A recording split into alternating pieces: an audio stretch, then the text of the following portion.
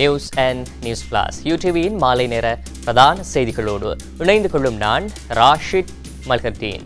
விரிவான செய்திகளுக்கு செல்வதற்கு முன்னால் முதலில் முதன்மை செய்திகள்.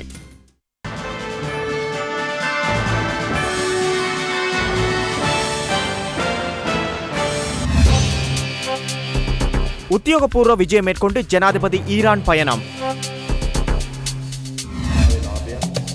1 லிட்டர் பெட்ரோலை 80 ரூபாய்க்கு வழங்க முடியும். அனுருகுமார திசாநாயக்க. ரத்மலானையில் உள்ள தனியார் ஆடை களஞ்சிய சாலையில் தீ. ஈராக் பாராளுமன்றத்திற்கான தேர்தல் இன்று.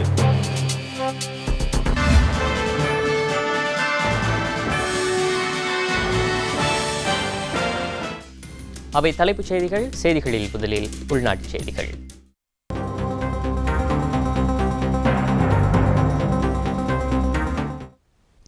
இரண்டு நாள் உத்தியோகபூர்வ விஜயம் ஒன்றை மேற்கொண்டு ஜனாதிபதி மைத்திரிபால சிறிசேன இன்று ஈரானுக்கு பயணமாகியுள்ளார்.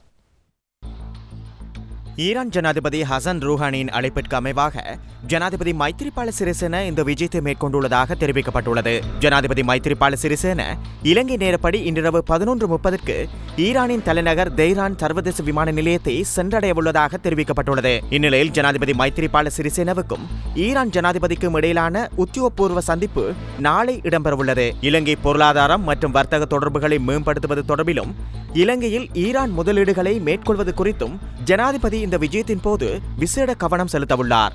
உலகே ஈரானை நோக்கி பார்த்துக் கொண்டிருக்கும் கட்டத்தில் ஜனாதிபதி மைத்திரிபால சிறிசேனவின் ஈரான் விஜயம் முக்கியமான ஒரு விடயமாக உள்ளதாக ஈரானுக்கான இலங்கை தூதுவர் தெரிவித்துள்ளார்.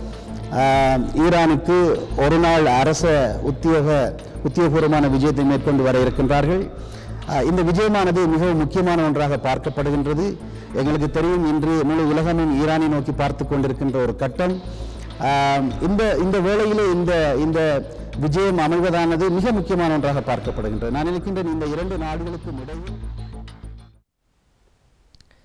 எந்தவொரு அரசியல் கட்சியும் தனது அரசியல் நோக்கங்களை அடைந்து கொள்வதற்காக இராணுவத்தினரை பயன்படுத்துவது பண்பாடல்ல என்று ஜனாதிபதி மைத்திரிபால சிறிசேன தெரிவித்துள்ளார்.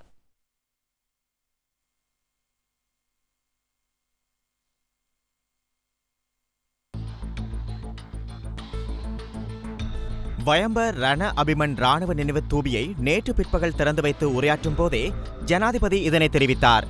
குருநாகலை தம்புள்ளை வீதி அபிவிருத்தியின் போது தற்காலிகமாக அகற்றப்பட்ட ரணவிரு தூபிக்கு பதிலாக இந்த புதிய ரணவிரு நினைவு தூபி நிர்மாணிக்கப்பட்டுள்ளதுடன் வடமேல் மாகாண சபை, வீதி அபிவிருத்தி அதிகார சபை மற்றும் ரணவிரு சேவா அதிகார சபை ஆகியவற்றின் வழிகாட்டலில் முன்னாள் நினைவு தூபி அமைக்கப்பட்டிருந்த குருநாகலை மாளிகா பிட்டிய விளையாட்டரங்கிற்கு அருகில் நிர்மாணிக்கப்பட்டுள்ள இந்த நினைவு தூபி இலங்கை ராணுவத்தின் பொறியியல் பிரிவினரால் நிர்மாணிக்கப்பட்டுள்ளது.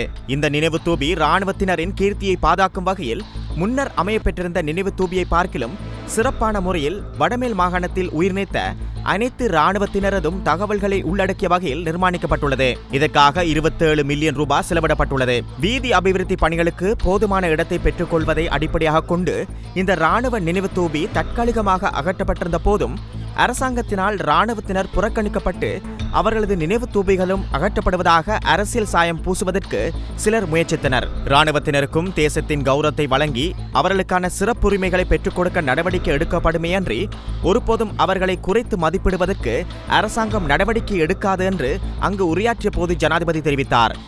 இராணுவத்தினர் தொடர்பாக அரசாங்கத்தின் மீது சுமத்தப்படும் அனைத்து குற்றச்சாட்டுகளையும் நிராகரிப்பதாக குறிப்பிட்ட ஜனாதிபதி இந்த அனைத்து குற்றச்சாட்டுகளும் திட்டமிட்ட வகையில் அரசாங்கத்தை அசௌகரியத்துக்கு உள்ளாக்கும் வகையில் முன்வைக்கப்படுவதாக தெரிவித்தார். வடமேல் மாகாண கூட்டுறவுத்துறையினரால் ரணவிரு நலன் பேணல் நிதியத்தின் ஊடாக நினைவு தூபியை நிர்மாணிப்பதற்காக வழங்கப்பட்ட நிதிக்கான காசோலை மாகாண கூட்டுறவுத்துறை அமைச்சர் பியசிறி ராமநாயக்கவினால் ஜனாதிபதியிடம் கையளிக்கப்பட்டது. ஜனாதிபதி அந்த காசோலையை வடமேல் மாகாண தலைமை செயலாளர் BPM சிறிசேனவிடம் கையளித்தார். வடமேல் மாகாண முதலமைச்சர் தர்மசிறி தசநாயக்கவினால் ரணவிரு நினைவு தூபியின் வடிவத்தை கொண்ட நினைவு சின்னம் ஒன்று ஜனாதிபதிக்கு வழங்கி வைக்கப்பட்டது. இதன்போது அமைச்சர் ஃபைசர் முஸ்தபா, உவ மாகாண ஆளுநர் ஆரிய பண்டார ரெக்கவ, வடமேல் மாகாண ஆளுநர் KC லோகேஸ்வரன், வடமேல் மாகாண முதலமைச்சர் தர்மசிறி தசநாயக்க, முன்னாள் பிரதமர் சாந்த பண்டார, பாதுகாப்பு பணிக்குழாம் பிரதானி அட்மிரல் ரவீந்திர விஜயகுணவர்தன, ராணுவ தளபதி லெப்டினன்ட் கர்னல் மகேஷ் சேனாநாயக்க, கடற்படை தளபதி vice admiral S Ranasinghe, Ranaviru Seva Adhikara சபையின் தலைவி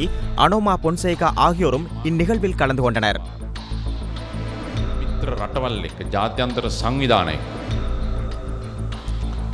විශේෂයෙන්ම යුද්ධ කාලය තුල විශේෂයෙන් යුද්ධයේ අවසානයේදී අවසාන කාලේ අපේ ආරක්ෂක හමුදාවලට එල්ල වී තිබෙන චෝදනා වලින් අපේ ආරක්ෂක හමුදා නිදහස් කර ගැනීම මොන විදිහේ විවේචන අපිට තිබුණත් මොන විදිහේ චෝදනා අපිට තිබුණත් මම බොහොම පැහැදිලිව කියනවා මේ රටට ජාත්‍යන්තර යුද අධිකරණය එන එක වළක්ව ගත්තේ දේශපාලන වේදිකාවේ කියපු විදුලි පුටුව சகல விதமான செலவினங்கள் அடங்கலாக 1 லிட்டர் பெட்ரோலை தற்போதும் 80 ரூபாவுக்கு வழங்க முடியும் என பாராளுமன்ற உறுப்பினரும் மக்கள் விடுதலை முன்னணியின் தலைவருமான அனுரகுமார திசாநாயக்க தெரிவித்துள்ளார். இலங்கை ஜமாஅத்தே இஸ்லாமி ஏற்பாடு செய்த உழைக்கும் மக்களின் எழுச்சியும் அரசியல் மத தலைமைகளின் பொறுப்புகளும் எனும் தலைப்பிலான செயலமர்வு ஒன்று நேற்று கொழும்பேலில் அமைந்துள்ள புதிய நகர மண்டப கேட்போர் கூடத்தில் இடம்பெற்றது. இந்நிகழ்வுக்கு பிரதம அதிதியாகவும் பேச்சாளராகவும் பாராளுமன்ற உறுப்பினரும் மக்கள் விடுதலை முன்னணியின் தலைவருமான அனுரகுமார திசாநாயக்க கலந்து கொண்டு உரையாற்றும் போதே இவ்வாறு தெரிவித்தார். මැදපෙරදිගින් පෙට්‍රල් අරගෙන කොළඹ වරායින් බාලා පෙට්‍රෝලියම් එකේ කොළොන්නාවේ ගබඩා කරලා බවුසරේගේ පටවලා ගමේ සෙඩ් එකට අරන් ගිහිල්ලා අදත් පෙට්‍රල් ලීටරයක් විකුණන්න පුළුවන් තෙල් සංස්ථාවේ ලාභයක් ප්‍රවාහන කෙනාගේ ලාභයක් සෙඩ් එකේ ලාභයක් තියාගෙන අදත් පෙට්‍රල් ලීටර එක රුපියල් 80ට දෙන්න. හැබැයි 80 පෙට්‍රල් ලීටරේ අපිට දෙන්නේ දැන් 137යි. ඒ කියන්නේ මොකද්ද? 57ක් බදු பெட்ரோல் லீட்டர். பெட்ரோலிய கூட்டுத்தாபனத்தின் லாபம், போக்குவரத்தின் லாபம் மற்றும் பெட்ரோல் நிரப்பு நிலையத்தின் லாபம் போக இன்றும் பெட்ரோல் 1 லிட்டரை 80 ரூபாவுக்கு வழங்க முடியும். ஆனால் 1 லிட்டர் பெட்ரோலின் விலை 137 ரூபாய். அப்படியென்றால் 57 ரூபாய் வரி உள்ளடங்குகின்றது. அதேபோன்று 29 ரூபாய் வரி டீசலுக்கு உள்ளது. 1 லிட்டர் டீசலை 90 ரூபாவுக்கு வழங்க முடிந்தாலும் வரி உள்ளடங்கலாக டீசல் லீட்டரின் விலை 119 ரூபாய். உலகில் தற்போது பெட்ரோலை விட டீசலின் விலை அதிகரித்துள்ளது. இப்படியான அதிக வரிக்கான காரணம் இந்த நாட்டை நிர்வகிக்கும் உயர் வர்க்கத்தினர் அவர்களின் தேவைகளை நிறைவேற்றிக் கொள்ளும் பொருட்டே இந்த நாட்டை நிர்வகிக்கின்றனர்.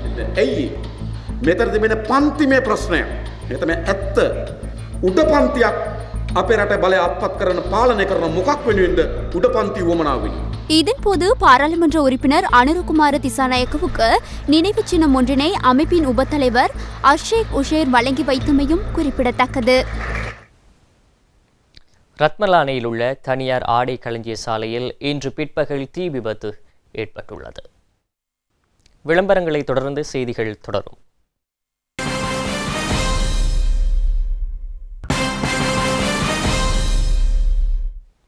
செய்திகள் தொடர்கின்றன. பொல்ஹத் மோதர பாலத்திற்கு அருகில் இடம்பெற்ற அமைதியின்மை தொடர்பில் கைது செய்யப்பட்ட வெலிகம பிரதேச சபையின் ஸ்ரீலங்கா பொதுஜன முன்னணி உறுப்பினர்கள் இருவரும் எதிர்வரும் 17ஆம் திகதி வரை விளக்கமறியலில் வைக்கப்பட்டுள்ளனர்.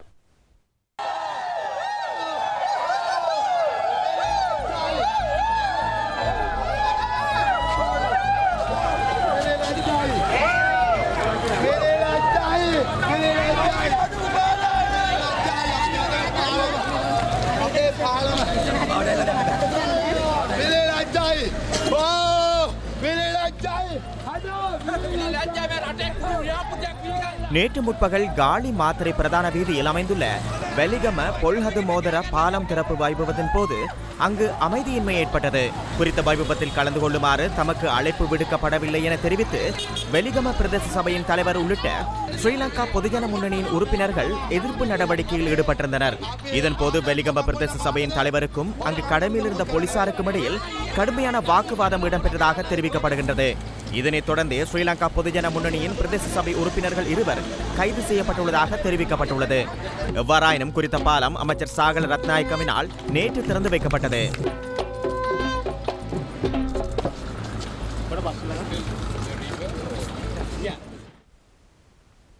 இன்றைய நாளேடுகளில் நாம் தெரிவு செய்த கேலிச்சித்திரம் அடுத்து.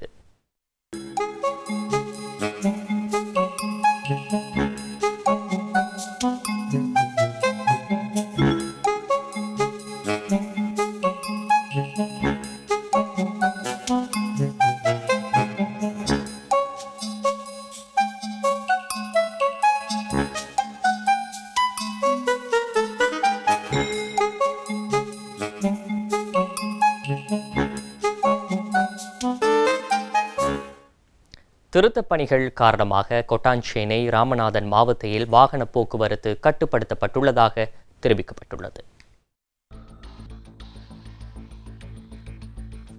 கொட்டாஞ்சேன அழுத் மாவட்ட ஹெட்டியாவத்த சந்தியிலிருந்து எக்பாவத்த சந்தி வரையிலும் ராமநாதன் மாவட்டத்திலும் இன்று இரவு 9 மணி முதல் எதிர்வரும் 14ஆம் திகதி காலை 5 மணி வரை வாகன போக்குவரத்து கட்டுப்படுத்தப்படும் என்று போலீஸ் தலைமையகம் தெரிவித்துள்ளது. இந்த வீதியில் புதிதாக நீர் விநியோகத்திற்கான பணிகள் மேற்கொள்ளப்பட்டு வருகின்றது. இதனால் வாகன போக்குவரத்து கட்டுப்படுத்தப்பட்டுள்ளமை குறிப்பிடத்தக்கது. இந்த வீதியை பாவிக்கும் சாரதிகள் பொதுமக்கள் இக்கால பகுதியில் மாற்று வீதியை பயன்படுத்துமாறு போலீசார் தெரிவித்துள்ளனர்.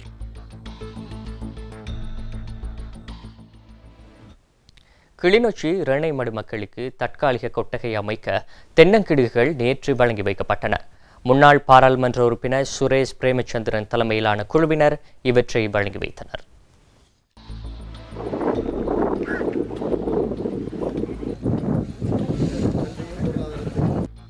இதன்போது 10,000 கிடுகுகள் மற்றும் 10,000 கிடுகுகள் பின்னக்கூடிய ஓலைகளும் வழங்கப்பட்டதாக சுரேஷ் பிரேமச்சந்திரன் தெரிவித்தார். மக்களின் வேண்டுகோளிற்கிணங்க பொதுமக்கள் மற்றும் பொது அமைப்புகளின் அன்பளிப்புகளோடு இந்த முதல்கட்ட உதவிகள் இன்று வழங்கப்பட்டுள்ளதாகவும் அவர் தெரிவித்தார். இதேவேளை எதிர்வரும் 14ஆம் திகதி முதலமைச்சர் மற்றும் கல்வி அமைச்சர் உள்ளிட்டோர் இரணைத்தீவுக்கு சென்று அவர்களுக்கு லான் மாஸ்டர் மற்றும் மலசல கூடங்களை அமைப்பதற்கான உதவிகளையும் செய்ய உள்ளதாகவும் அவர் தெரிவித்தார். இவ்விடயத்தினை மக்கள் கோரிக்கையிட்டதாகவும் அதற்கமைய முதலமைச்சர் குறித்த உதவிகளை செய்ய உள்ளதாகவும் அவர் குறிப்பிட்டார். இதேவேளை மாகாண சபை ஊடாக பல்வேறு உதவி திட்டங்கள் முன்னெடுக்கப்பட உள்ளதாகவும் தெரிவித்த அவர் ஒட்டுமொத்தமாக இழந்துள்ள இரணைத்தீவு மக்களுக்கு மேல்குடியேற்ற அமைச்சும் உதவிகளை வழங்க முன்வர வேண்டும் எனவும் அவர் இதன்போது தெரிவித்தார். முள்ளிவாய்க்கால் நினைவேந்தல் தொடர்பில் காணப்படும் இழுபறி நிலை தொடர்பில் அவரிடம் வினவிய போது பல்கலைக்கழக மாணவர்களிடம் தான் உட்பட பலர் பேச்சுக்களில் ஈடுபட்டதாக தெரிவித்தார். இவ்வாறு தொடர்ந்தும் பேச்சுக்கள் இடம்பெற்று வரும் நிலையில் முள்ளிவாய்க்கால் நினைவேந்தல் நிகழ்வு அனைவரும் ஏற்றுக்கொள்ளக்கூடிய வகையில் ஒன்றுபடுத்தப்பட்ட நிகழ்வாக அமையும் என அவர் நம்பிக்கை தெரிவித்தார். போன்று உறவுகளுக்கு கரம் கொடுப்போம் என்கின்ற அமைப்பு ஒரு 10,000 கிடுகுகளுக்கான உதவிகளை எங்களுக்கு செய்திருக்கின்றார்கள். அவர்களூடாக இந்த கிடுகுகள் அரைவாசி தொகுதி கிடுகுகள் இப்பொழுது வந்திருக்கின்றது. இன்னும் ஒரு வாரத்துக்குள் மிகுதி கிடுகுகளும் வந்து இங்கு கொடுக்கப்படும். ஆகவே அந்த மக்கள் குடிசைகள் போடுவதற்கு நாங்கள் ஏற்கனவே அவர்களுக்கு ஒரு வாக்குறுதியை கொடுத்திருந்தோம். அதற்கு நாங்கள் இந்த கிடுகுகளை நாங்கள் இப்பொழுது கொண்டு வந்திருக்கின்றோம். வருகின்ற 14ஆம் தேதி முதலமைச்சர் அவர்கள் அங்கு விஜயம் செய்ய இருக்கின்றார். ஏற்கனவே அங்கு இருக்கக்கூடிய நிலவரங்கள் தொடர்பாக வவுனியாவில் 1,50,00,000 ரூபாய் பெறுமதியான அரிய வகை வலம்புரி சங்குடன் 2 இளைஞர்கள் கைது செய்யப்பட்டுள்ளதாக போலீசார் தெரிவித்துள்ளனர். வவுனியா நொச்சிமோட்டை பகுதியில் வைத்து அரிய வகை வலம்புரி சங்குடன் 2 இளைஞர்களை வவுனியா போலீசார் கைது செய்துள்ளனர். சுமார் 1,50,00,000 பெறுமதியான இவ்வலம்புரி சங்கினை கிளிநொச்சியிலிருந்து தம்புள்ளைக்கு விற்பனைக்காக காரொன்றில் கொண்டு சென்ற போதே மன்னார் மற்றும் கிளிநொச்சியைச் சேர்ந்த 21 வயது மற்றும் 24 வயதுடைய 2 இளைஞர்கள் கைது செய்யப்பட்டுள்ளதுடன் இதற்காக பயன்படுத்தப்பட்ட காரும் கைப்பற்றப்பட்டுள்ளது. இது தொடர்பான விசாரணைகளை வவுனியா மது ஒழிப்பு மற்றும் போதைப்பொருள் தடுப்பு போலீசார் மேற்கொண்டு வருகின்றனர். கொழும்பு தெமத்தகொடையில் அமைந்துள்ள கைவினை தொழிற்பயிற்சி நிலையத்தின் 10வது வருட பரிசளிப்பு விழா ரஷ்யா கலாசார நிலையத்தில் இன்று நடைபெற்றது.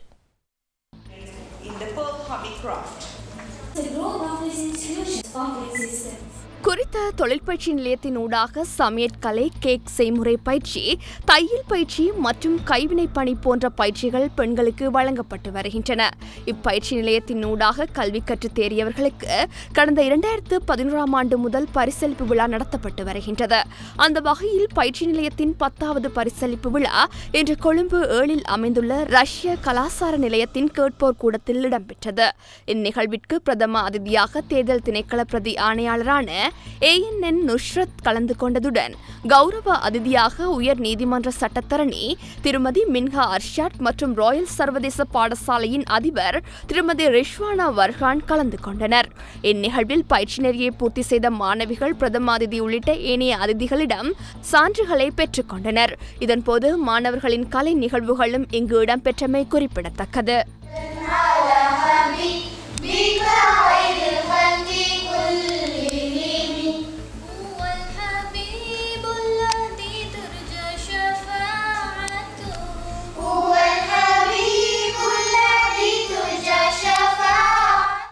செய்திகளில் அடுத்து சிறியதோர் இடைவேளை.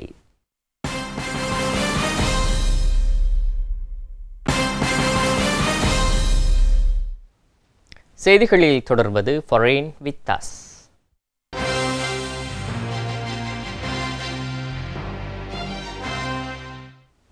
ஈராக் பாராளுமன்றத்துக்கு 329 புதிய உறுப்பினர்களை தேர்ந்தெடுப்பதற்கான தேர்தல் இன்று நடைபெறுகின்றது.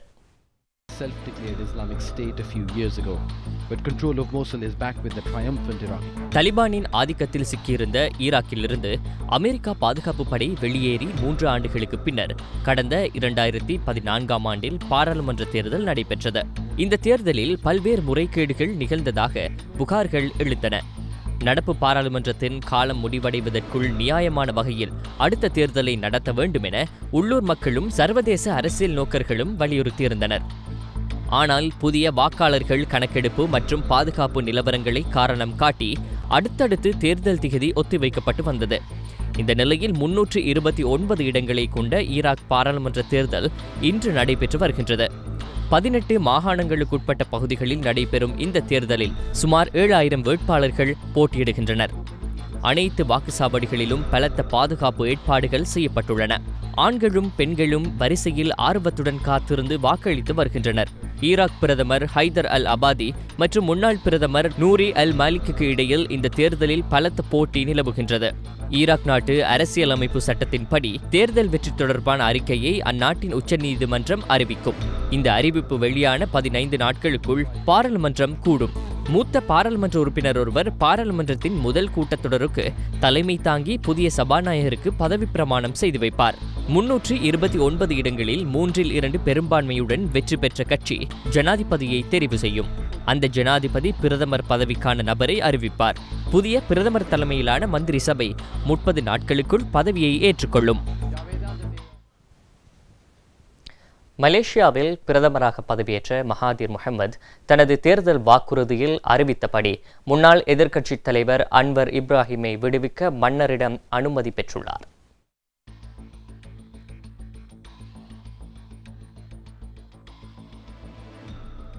ஊழல் குற்றச்சாட்டில் சிறையில் உள்ள முன்னாள் துணை பிரதமர் மற்றும் எதிர்க்கட்சி தலைவர் அன்வர் இப்ராஹிமை விடுவிக்க நடவடிக்கை எடுக்கப்படும் என தேர்தல் வாக்குறுதியில் மகாதீர் கூறியிருந்தார். அதன்படி அன்வரை விடுவிப்பது தொடர்பாக நேற்று மகாதீர் தலைமையில் அந்நாட்டு மன்னர் சுல்தான் முகமதுவை சந்தித்து முக்கிய கட்சி தலைவர்கள் கோரிக்கை விடுத்தனர். பிரதமர் மகாதீரின் கோரிக்கையை ஏற்ற மன்னர் அன்வர் இப்ராஹிமுக்கு பொது மன்னிப்பு வழங்க சம்மதித்துள்ளார். இதனை மகாதீர் செய்தியாளர்களிடம் தெரிவித்தார்.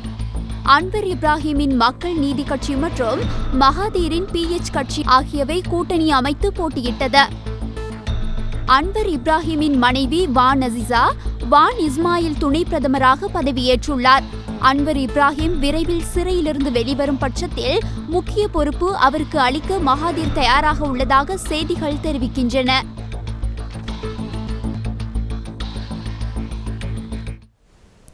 தாய்வான் நாட்டை சுற்றி வளைத்து சீன போர் விமானங்கள் திடீர் என போர் பயிற்சியில் ஈடுபட்டதால் உலக அளவில் பதற்றம் ஏற்பட்டுள்ளது. தாய்வான் நாடு தனது நாட்டின் ஒரு பகுதி என சீனா தொடர்ந்து உரிமை கொண்டாடி வருகின்றது. தாய்வான் ஜனாதிபதியாக சாய் லங் 2016ஆம் ஆண்டு பதவியேற்ற பின்னர் இவ்விவகாரத்தில் சீனாவின் அழுத்தம் அதிகரித்துள்ளது. தென் சீன கடல் பகுதி முழுவதுமாக சீனா உரிமை கொண்டாடி அங்கு இராணுவ தளவாடங்களை குவித்து வருகின்றது. இதற்கு தாய்வான், பிலிப்பைன்ஸ், வியட்நாம் போன்ற நாடுகள் கடும் எதிர்ப்பு தெரிவித்து வருகின்றன. இந்நிலையில் சீன இராணுவத்தின் குண்டு வீசும் விமானங்கள் மற்றும் போர் விமானங்கள் இன்று தாய்வான் நாட்டை சுற்றி வளைத்து போர் ஒத்திகையில் ஈடுபட்டுள்ளன. இந்த ஒத்திகையால் தாய்வானில் பெரும் பதற்றம் ஏற்பட்டுள்ளது. தாய்வான் நாட்டை மிரட்டும் துணையில் கடந்த வருடமும் சீனா இதே போன்றே போர் ஒத்திகையில் ஈடுபட்டமை குறிப்பிடத்தக்கது. சீன ராணுவம் அதன் போர் விமானங்கள், விமானத்தாங்கி கப்பல்கள் மற்றும் நவீன ஏவுகணைகள் ஆகியவற்றை உலக தரத்திற்கு ஏற்ப வேகமாக தரம் உயர்த்தி வருகின்றது. ஆனால் தாய்வான் ராணுவம் அமெரிக்கா தயாரித்த ஆயுதங்களை மட்டுமே தன்வசம் வைத்துள்ளது. எனவே சீனாவிடமிருந்து தன்னை தற்காத்துக் கொள்ளும் வகையில் நவீன ஆயுதங்களை இன்னும் அதிக அளவில் அமெரிக்கா வழங்க வேண்டும் என தொடர்ந்து தாய்வான் அமெரிக்காவை வலியுறுத்தி வருகின்றமை குறிப்பிடத்தக்கது. இந்தோனேஷியாவின் ஜாவா தீவில் உள்ள மிகப்பெரிய எரிமலையான மெராபி எரிமலை இன்று பெரிய சத்தத்துடன் 5500 மீட்டர் உயரத்துக்கு சாம்பல் புகையை வெளியேற்றியுள்ளது.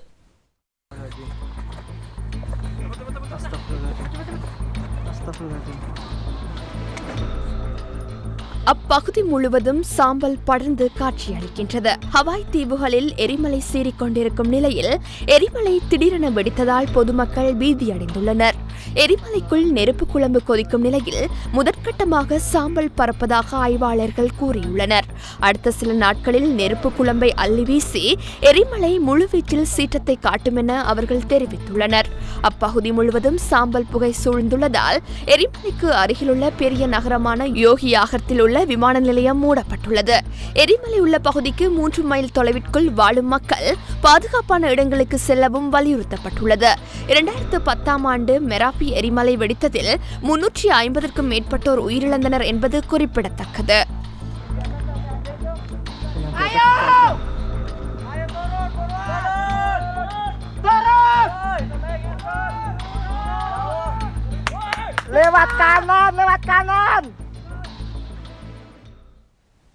செய்திகளில் அடுத்து ஸ்போர்ட்ஸ் டைம்.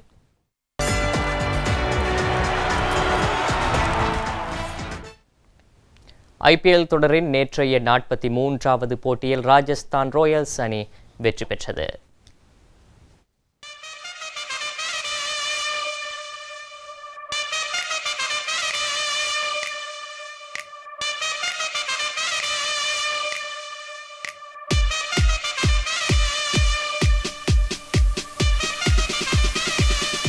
நேற்று நடைபெற்ற IPL போட்டியில் சென்னை சூப்பர் கிங்ஸ் அணியுடன் ராஜஸ்தான் ராயல்ஸ் அணி மோதியது. போட்டியில் முதலில் துடுப்படுத்தாடிய சென்னை சூப்பர் கிங்ஸ் அணி 4 விக்கெட் இழப்பிற்கு 176 ஓட்டங்களை பெற்றுக் கொண்டது. சென்னை சூப்பர் கிங்ஸ் அணி சார்பில் சுரேஷ் ரெய்னா அதிகபட்சமாக 52 ஓட்டங்களை பெற்றார்.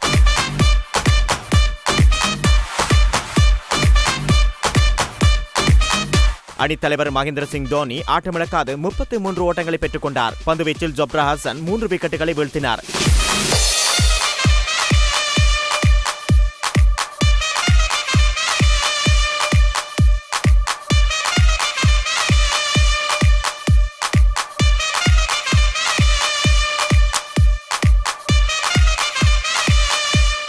இந்நிலையில் 177 என்ற வெற்றி இலக்கை நோக்கி பதிலளித்தாடிய ராஜஸ்தான் ராயல்ஸ் அணி 19.5 ஓவர்கள் நிறைவில் 6 விக்கெட்டுகளை இழந்து வெற்றி இலக்கை அடைந்தது. அவ்வணி சார்பில் அதிரடியாக விளையாடிய ஜோஸ் பட்லர் ஆட்டமிழக்காது 95 ஓட்டங்களை பெற்றுக் கொண்டார். 11 4 ஓட்டங்கள் மற்றும் 2 6 ஓட்டங்கள் அடங்கலாக அவர் இந்த ஓட்டங்களை பெற்றுக் கொண்டார். இறுதி ஓவரில் 12 ஓட்டங்கள் பெற வேண்டியிருந்த நிலையில் பட்லரின் அதிரடி ஆட்டத்தினால் ராஜஸ்தான் ராயல்ஸ் அணி ஒரு பந்து மீதமிருந்த நிலையில் வெற்றியை பெற்றது. போட்டியின் ஆட்ட நாயகன் விருதையும் ஜோஸ் பட்லர் தட்டி சென்றமை குறிப்பிடத்தக்கது. எவ்வாறாயினும் இறுதி ஓவரின் போது சென்னை சூப்பர் கிங்ஸ் அணி வீரர்களின் களத்தடுப்பு தொடர்பில் பலரும் தமது அதிருப்தியை வெளியிட்டனர்.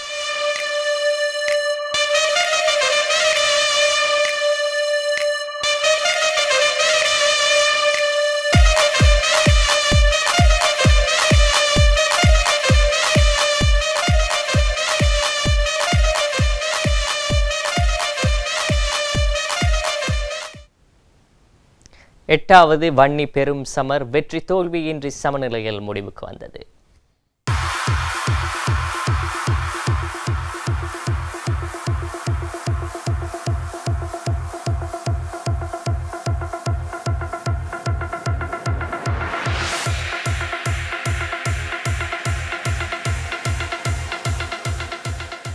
கிளிநொச்சி மகா வித்தியாலயம் மற்றும் புதுக்குடியிருப்பு மத்திய கல்லூரி ஆகியன பங்கு கொள்ளும் வன்னியின் பெரும் சமர் கிரிக்கெட் சுற்று போட்டி நேற்று ஆரம்பமானது. காலை 9 மணியளவில் கிளிநொச்சி மத்திய மகா வித்தியாலய மைதானத்தில் ஆரம்பமான குறித்த போட்டியின் ஆரம்ப நிகழ்வு மகா வித்தியாலய முதல்வர் ஜெயந்தி தனபாலசிங்கம் தலைமையில் இடம்பெற்றது. நாணய சுழற்சியில் வெற்றி பெற்ற புதுக்குடியிருப்பு மத்திய கல்லூரி அணி துடுப்பாட்டத்தை தெரிவு செய்தது. துடுப்பெடுத்தாட ஆரம்பித்த புதுக்குடியிருப்பு மத்திய கல்லூரி அணி அனைத்து விக்கெட்டுகளையும் இழந்து 63 ஓட்டங்களை மாத்திரமே பெற்றது. 63 ஓட்டங்களுடன் அனைத்து விக்கெட்டுகளையும் இழந்த புதுக்குடியிருப்பு மத்திய கல்லூரி அணிக்கு எதிராக நேற்றைய தினம் துடுப்பாட்டத்தை ஆரம்பித்த கிளிநொச்சி மகா வித்தியாலய அணி தனது இரண்டாவது இன்னிங்ஸில் 36.5 ஓவர்களில் சகல விக்கெட்டுகளையும் இழந்து 155 ஓட்டங்களை பெற்றது. பிரவீந்தன் ஆட்டமிழக்காது 53 பந்துகளை எதிர்கொண்டு 40 ஓட்டங்களை அதிக கூடிய ஓட்டங்களாக பெற்றுக் கொடுத்தார். சதூஷன் 15 ஓவர்களில் 53 ஓட்டங்களை கொடுத்து 5 விக்கெட்டுகளை வீழ்த்தினார். தொடர்ந்து புதுக்குடியிருப்பு மத்திய கல்லூரி அணி தனது இரண்டாவது இன்னிங்ஸை ஆரம்பித்தது. நிதானமாக துடுப்படுத்தாடிய புதுக்குடியிருப்பு மத்திய கல்லூரி அணி 6 விக்கெட் இழப்பிற்கு 44 ஓவர்களில் 84 ஓட்டங்களை இரண்டாவது இன்னிங்ஸில் பெற்றது. புதுக்குடியிருப்பு மத்திய கல்லூரி அணி சார்பில் சதூஷன் ஆட்டமிழக்காது 38 பந்துகளை எதிர்கொண்டு 20 ஓட்டங்களை பெற்றுக் கொடுத்தார்.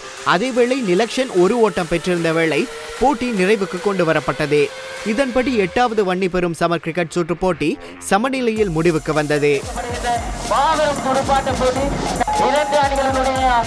இந்த போட்டியானது தற்பொழுது சமநிலையோடு முடிவு பெற்றிருக்கிறது. இரண்டு அணிகளுடைய அணிவீரர்களும் தற்பொழுது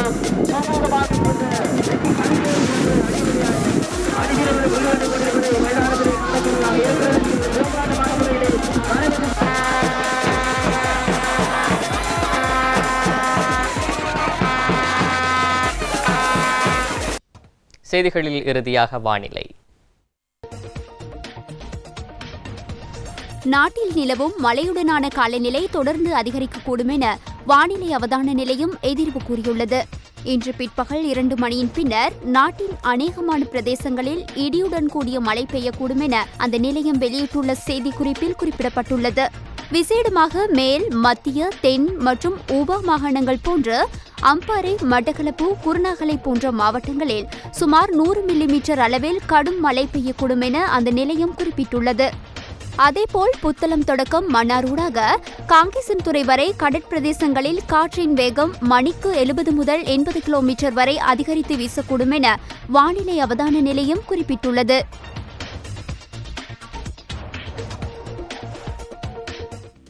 இந்த அளவில் செய்திகள் நிறைவடைந்தன.